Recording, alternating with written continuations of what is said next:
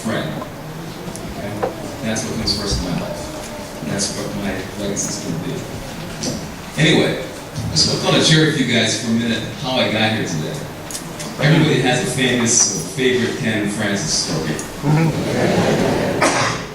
Well, it was a couple weeks ago. I was actually at a function, and I ran into Ken Francis, and I was walking out to the restroom, and Ken Francis took me away. He stopped me and he said, "I'm looking for a speaker on the Wednesday service, and I was wondering if you might be available." Well, let me just say this. When Ken Francis actually do something, it's not a question of if, he goes straight to the triple W's. Where, when, and what time. It's that simple. No is not an option. So here I am, with my wife, Chiquita, my two sons, Santari and Kamari, and as I look around the audience, I see my mother and father, Marie and Davis Tannock, and also some of my closest friends. I see the Pulleys, their daughter, I see Sylvan, I see Ronnie and Tammy, and I see some of my colleagues from work. Thank you for being here today. Ken Francis has asked me to talk about 3 topics today: real issues, real men, and real faith. Let's get started with the real issues. These are challenging times, make no doubt about it. The anxiety barometer is off the chart, and in some quarters, the needle of faith and hope is on life support. The notion that Bermuda is another world has been obliterated. We are very much part of the global village. And what happens there has implications here. And the problems and challenges that we're facing in Bermuda are not unique to Bermuda, but are being experienced in many communities around the world. Rising crime, unemployment, declining family values, deterioration of the family unit, homelessness, declining faith, declining respect for elders, an unacceptable number of our young men in prison, a global financial system that's under duress. These are challenging times. Make no mistake about it. These are tough times, and Bermuda is feeling the impact of the worst recession in living memory. But as tough as it is today, I believe in Bermuda. I am absolutely confident we're going to get through this. I believe in the resiliency of the Bermudian people, and I'm confident that we're going to get through this. It might look a little different when we get on the other side, but we will absolutely get through it. However, let's put this in perspective. There's not a lot we can do about what happens in Washington, D.C. in terms of what they decide to do, in terms of how it's going to impact Bermuda. There's not much we can do about that. All we can do is make sure they make an informed decision about what Bermuda contributes to the U.S. economy in terms of mitigating risk and being there when they have severe catastrophes such as hurricanes and other perils. And I think we're doing a very good job with that. We're lobbying extremely hard, and I think they're going to make an informed decision at some point. Having said that, however, there are things that we can do that are within our remit. First of all, Bermuda is a service economy. We don't really export anything other than our services and our intellectual capital. We must make a commitment in real time to returning to service excellence. And we must stop confusing servitude with service. After all, when everyone leaves the island, the first thing you expect when you walk off this island or fly off this island is you expect value for service. So we work too hard for it. So I challenge you to make a commitment to service excellence. We must be committed to being user-friendly and friction-free and much more solution-oriented when it comes to dealing with our tourists, dealing with our clients, and dealing with each other. It's critical, and it's well within our remit to do. These are things that we can do immediately that will have a positive impact and a positive effect. We must act with a heightened sense of urgency to give value for service. It's absolutely critical. We can all do that, and we all have a role to play. It doesn't matter whether you're blue collar or white collar, it's irrelevant. We all have to play a role. We're all in this together.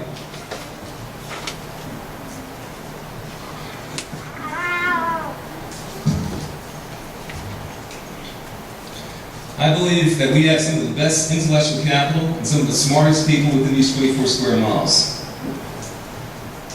And I'm confident in our collective ability to innovate and find solutions to offer differentiated and enhanced products to ensure our relevance in the global market. I believe that we are at an inflection point, and I would encourage us all to get on the bus. And our future depends on it. Our future depends on us all working together and taking our game to another level. It doesn't matter what you look like. We're all in this together, and we'll all have to work together to get to the other side. I'm absolutely confident we'll get there, but it's going to take some work, and we're going to have to make some changes in terms of our attitudes, in terms of our behavior. But I'm absolutely confident that we can do that. I believe in you guys. I believe in us. Now let's talk about real men. I think everybody has a vision of what a real man is. But before we get started on that, I would just ask that you guys just take a second and just reflect. Just reflect to a time in your life when a man intervened in your life. He intervened when you were going nowhere faster than the wrong direction. Just think about that time. Do you remember what he looked like? Was he tall? Was he short? Was he old? Was he young? Was he black? Was he white? It really doesn't matter, does it? The fact of the matter is, what matters is that they had an impact on your life. Now, I'm not going to spend a lot of time trying to defend what my view of a real man is, because I'm sure everybody has a different vision of that. But from my perspective, real men walk the walk. Real men don't wait to be told what to do. Real men don't live in platitudes. They believe in execution. They believe in getting things done. Real men honor their mothers and fathers and honor the legacy of their values by making sure that they install those values into their children. Real men give freely of their time within the communities. That's what real men do. Real men are assertive without being arrogant. And real men practice what they preach. They show respect and they give respect. Real men show love and give love unconditionally to their loved ones. Real men don't expect anything for nothing. And real men do what's right, even when no one's looking. That's a real man. And I'm sure you can think of lots of real men that are in this community today, or in this room. Let's take a minute to talk about real faith.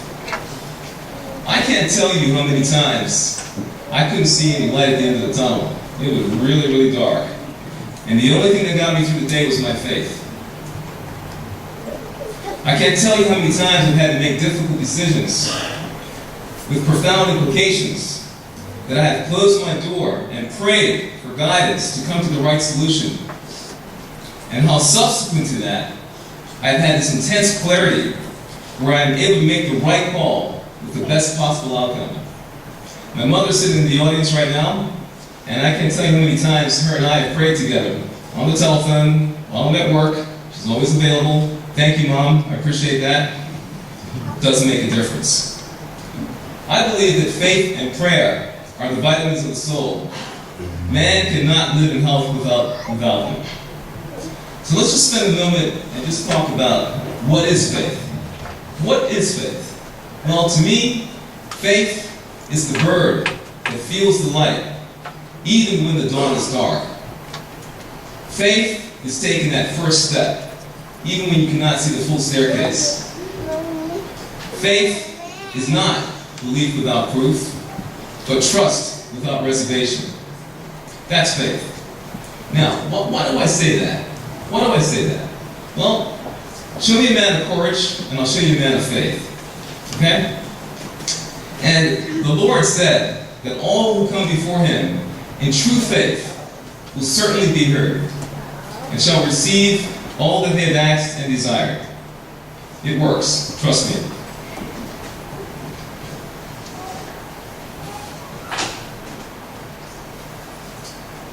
Tomorrow is the first day of the rest of your life. And every tomorrow has two handles. We can choose to grab the handle of anxiety, and we can choose to grab the handle of faith. What's it going to be?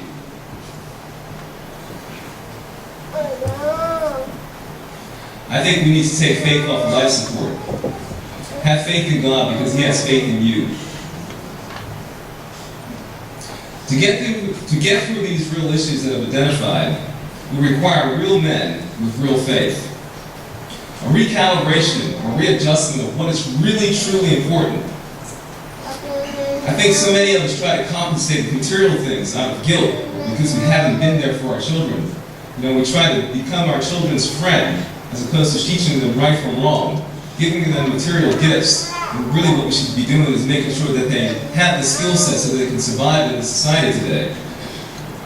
Do we really need to give them that new BlackBerry? Do we really need to give them that new pair of jeans? Or the latest video game? Or another family vacation or cruise? Maybe sometimes we do. But do we really? How many times we have done these things in the attempt to win favor because we feel guilty because we haven't put the time in for our families? See a lot of quiet. See a lot of silence. Make a change. It's time to recalibrate your priorities and your value system.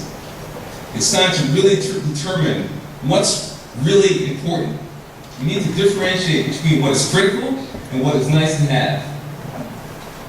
No one on their deathbed ever said they wish they had time for one more meal. It's always been, I wish I could have spent more time with my loved ones. Tell them you love them. You know, that's what real men do. Okay? They tell them they love them. It's time to walk the walk.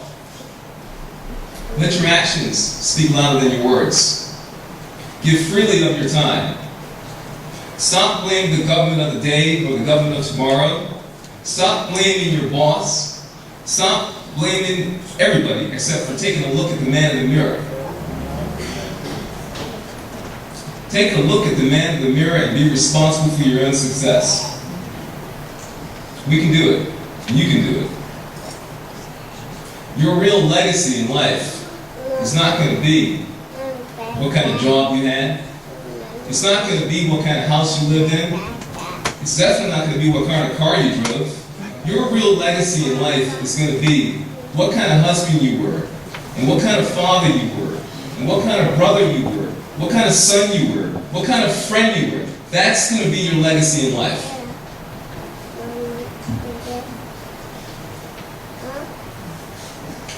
There's a quote that I like to use quite a bit, and I don't know if it's my original quote, but I'm going to use it anyway. Most men are born different, but die as clones. We all have the opportunity to make a difference. Make a difference in your communities. It starts with you. And that's men, women, children, everyone. Everybody needs to play a role. I am so sick and tired of hearing people, oh, it's the government's fault, oh, it's this person's fault. It's like, what have you done? What have you done? What have you done to make a difference?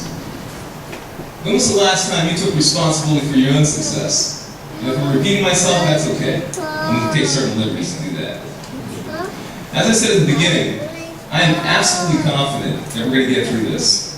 It might look a little different when we get on the other side, but we will get through it. As long as we step up to the plate as real men with real faith to deal with real issues. Before I finish, and I'm getting close to my time, I know I'm in an Anglican church, so I'm going to keep track of the time.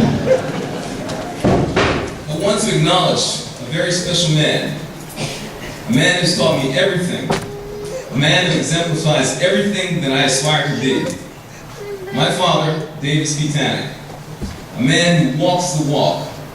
A man of action.